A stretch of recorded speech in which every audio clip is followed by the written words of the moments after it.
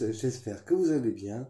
Alors, aujourd'hui, je vais répondre à une question qui m'a été posée en commentaire, à savoir comment maîtriser la médiumnité quand on est adulte. Alors, hier, on a vu la médiumnité pour les enfants et puis le fait aussi que les enfants, c'est un peu plus complexe en fait pour eux de gérer ce genre de don, le don de médium. Donc vous voyez, la médiumnité, c'est un don qui est fabuleux parce qu'il aide beaucoup de gens, mais à la fois pour les enfants, c'est compliqué pour eux de le gérer. Et donc là, c'est vraiment important pour eux qu'il y ait un adulte ouvert d'esprit et réceptif aux énergies pour pouvoir l'aider et puis pouvoir aussi le rassurer. Maintenant, on va passer à la médiumnité pour adultes. Donc, on est tous médiums, il y a plus de 500 formes de médiumnité qui est différente. D'accord? Maintenant, chaque médium va avoir une médiumnité qui va lui être propre et à la fois complètement différente. Alors, hier, il y a eu une personne qui me disait, mais est-ce que c'est pas fatigant de gérer toute cette médiumnité, en fait, tout seul? Bah non, en fait, parce que quand on est médium, on doit apprendre à gérer cette médiumnité, malheureusement, tout seul. Une fois adulte, on se gère, tout seul au niveau de la médiumnité.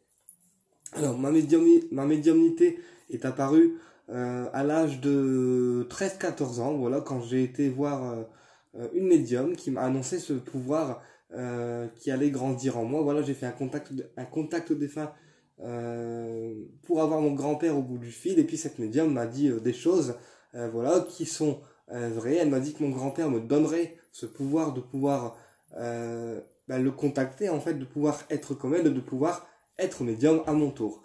Donc, quand je suis allé la voir, j'étais à la base ado, j'avais 13-14 ans, d'accord? Donc, j'y croyais pas plus que ça, parce que pour moi, recevoir un cadeau d'une personne défunte et recevoir ce don, était impossible, en fait, parce que je me suis dit, vu le niveau que la médium avait, pour moi, il était impossible que je reçoive le même niveau. Et puis, à mon anniversaire, d'accord, eh bien, j'ai eu ce don qui a commencé à se déclencher. Donc au départ, j'en parlais pas parce que j'en parlais pas parce que je voulais pas qu'on me prenne pour un dingue ni pour un fou, donc j'en parlais pas. Et j'ai commencé à décrire des choses à ma mère, donc des défunts, à lui décrire certaines choses qui allaient se réaliser, avant que ça arrive. Et puis au fur et à mesure du temps, elle a compris en fait que j'avais raison en fait et que le don était bien présent. Donc comment on le gère? Eh ben déjà, ce qui est important à faire quand on est médium adulte, d'accord, c'est de se faire confiance, parce que sans la confiance qu'on a en soi, d'accord, la médiumnité qu'on va avoir ne pourra pas couler correctement. Moi, il y a des choses que je vois, il y a des choses que je sens, il y a des choses que j'entends de la part de là-haut, d'accord, et je sais que là-haut, d'accord, je leur fais confiance complètement.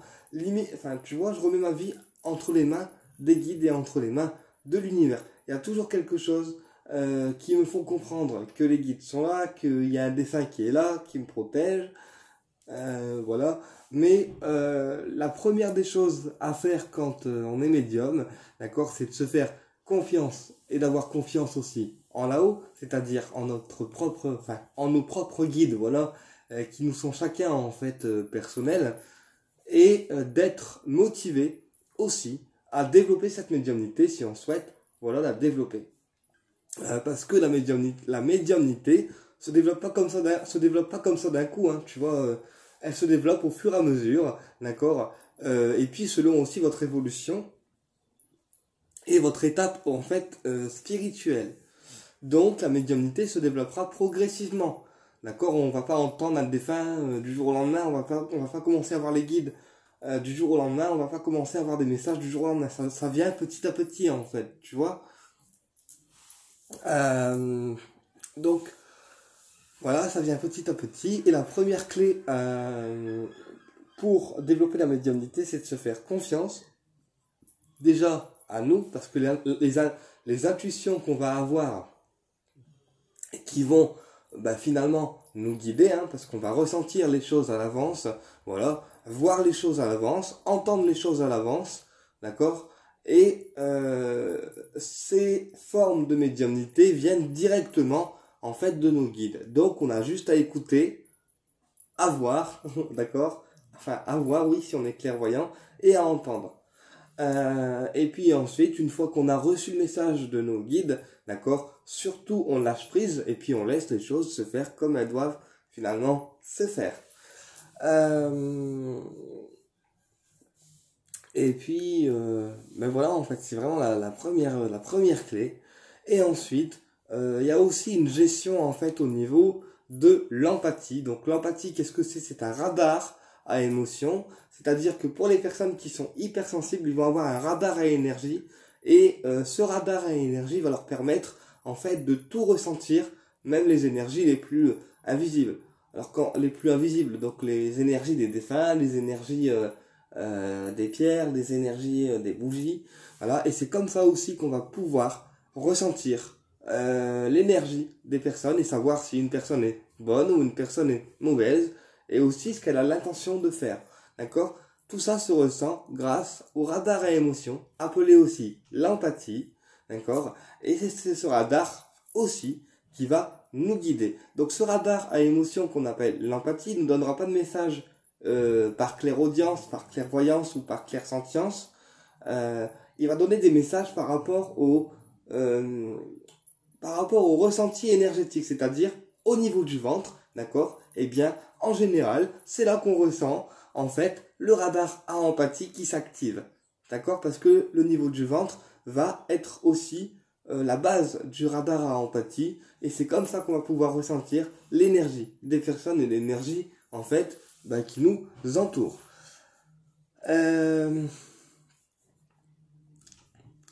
Pareil, je parlais l'autre jour des effets miroirs.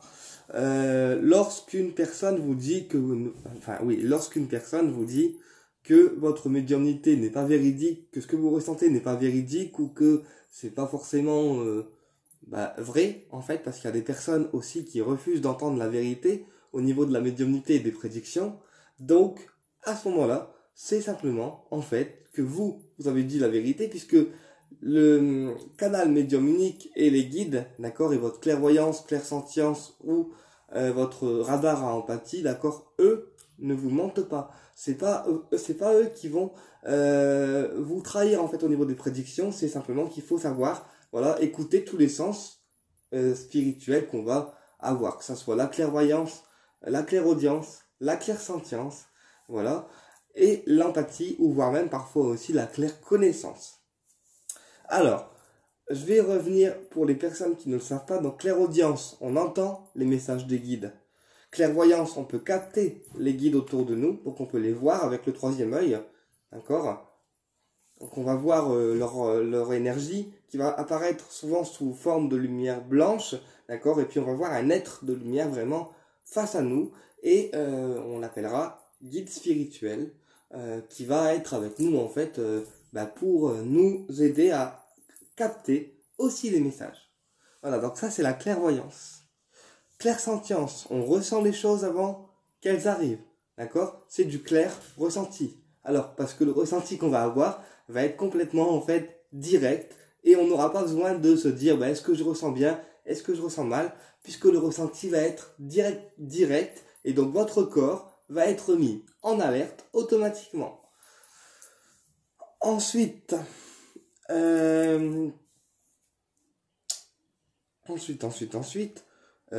clairconnaissance, c'est quand le médium a directement une connexion avec des êtres supérieurs de là-haut, donc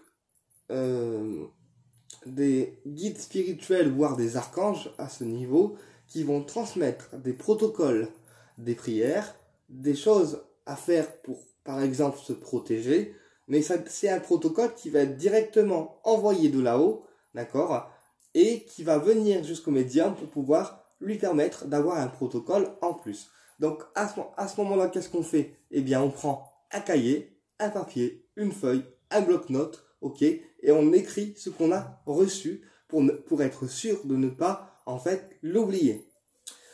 Ou alors, si on ne peut pas écrire comme moi, personne dyspraxique, eh bien, si on a une bonne mémoire, d'accord, on retient le message qu'on a reçu par rapport au protocole, et bah, après on l'applique en fait, selon ce qui nous a été dit de la part des guides ou des archanges. Voilà, tout simplement.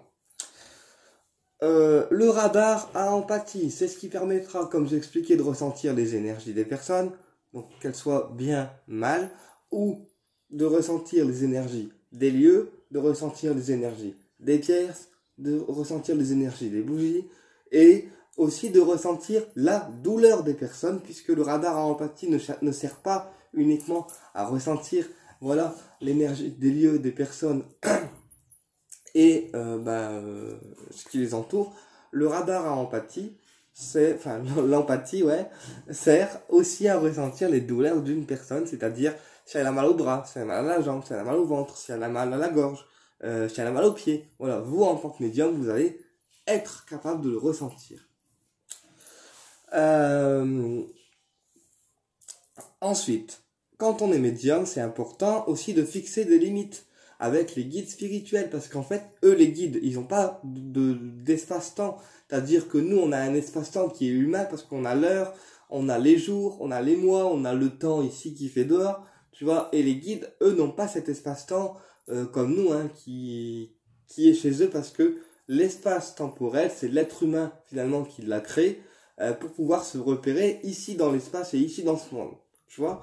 Donc les guides, eux, peuvent venir vous voir à n'importe quelle heure, n'importe quel moment, d'accord? Et idem pour les défunts, ils peuvent venir vous voir à n'importe quelle heure, n'importe quel moment et n'importe quel instant. Donc là, important aussi, c'est de dire aux guides spirituels ou aux défunts, écoutez, là par contre, je ne suis pas prêt par exemple à vous réceptionner parce que je fais telle chose, telle chose, telle chose, revenez plus tard, voilà, et vous pourrez me parler. Voilà, ça c'est au cas où le médium est occupé à faire autre chose que d'exploiter sa médiumnité. On fixe les limites avec les guides spirituels et avec les défunts pour être sûr de ne pas être dérangé. Également aussi, ce qui peut vous arriver, comme moi ça m'arrive souvent, c'est que tu es en train de dormir, tu vois, et que d'un seul coup, tu as un message par clairaudience d'un défunt ou d'un archange ou d'un guide qui te souffle des messages dans l'oreille.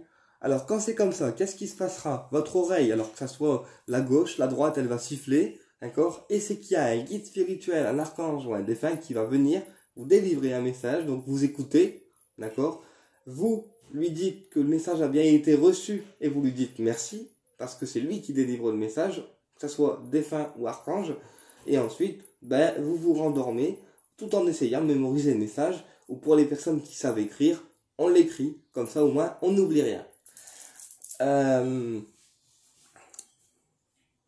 Qu'est-ce que je voulais vous dire également par rapport à ça? Alors quand on est médium, voilà, on a aussi souvent, oui, la faculté d'être magnétiseur. Alors parce que la médiumnité et le magnétisme vont ensemble en fait. Donc souvent on a les deux pouvoirs qui s'activent et l'un et l'autre. Donc l'un après l'autre parce que c'est étape par étape. Donc voilà. Donc souvent les personnes qui sont médiums ont aussi cette faculté de pouvoir guérir, que ce soit à travers le magnétisme, à travers la coupure de feu ou à travers d'autres techniques énergétiques. Mais souvent la première énergie qui vient dans les mains du médium, c'est en fait le magnétisme. Et aussi quand on est médium, il faut aussi apprendre à se protéger, c'est-à-dire se protéger nous déjà au niveau des énergies, d'accord? Parce que quand on est médium, on ressent en général toutes les énergies, comme j'ai expliqué, qui vont nous entourer. Donc, idéalement, il faut porter sur soi une labradorite, d'accord? Pour faire barrière un petit peu aux énergies des personnes, aux énergies des lieux et aux énergies de votre patientèle si vous en recevez en cabinet ou dans une boutique ou chez vous directement. Il faut souvent avoir une labradorite, soit environnementale dans votre cabinet de soins, soit une labradorite portée sur vous quand le soin est donné à la patiente. Comme j'expliquais dans les vidéos précédentes, ça permettra de faire en fait une barrière énergétique pour ne pas absorber, ou en tout cas absorber le moins possible les énergies de la patiente et son mal-être énergétique qu'elle sera venue libérer face à vous. Parce que la médiumnité, quand on fait une séance médium unique, d'accord, un contact défunt par exemple, eh bien, on libère, la personne se libère de ses émotions et de son fardeau qu'elle porte à cause du deuil, d'accord, et c'est en ce sens que la libération peut en fait vous impacter puisque vous êtes une éponge, voilà, grâce au radar à empathie. Donc voilà, et donc il faut vraiment se protéger. Donc la labradorite, c'est la première pierre des médiums qu'on a parce que c'est ce qui nous évite de ressentir les énergies des gens quand on a des gens en consultation.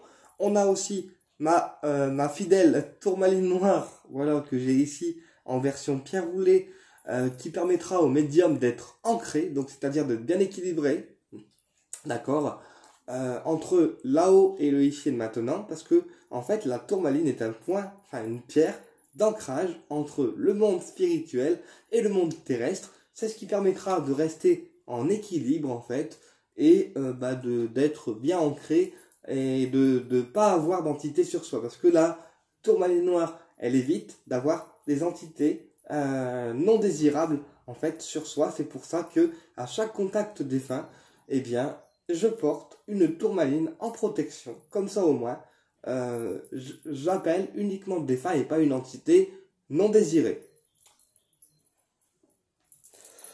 Également aussi, ce qui est bien quand on fait un contact défunt, c'est d'avoir un support photo avec le défunt dessus.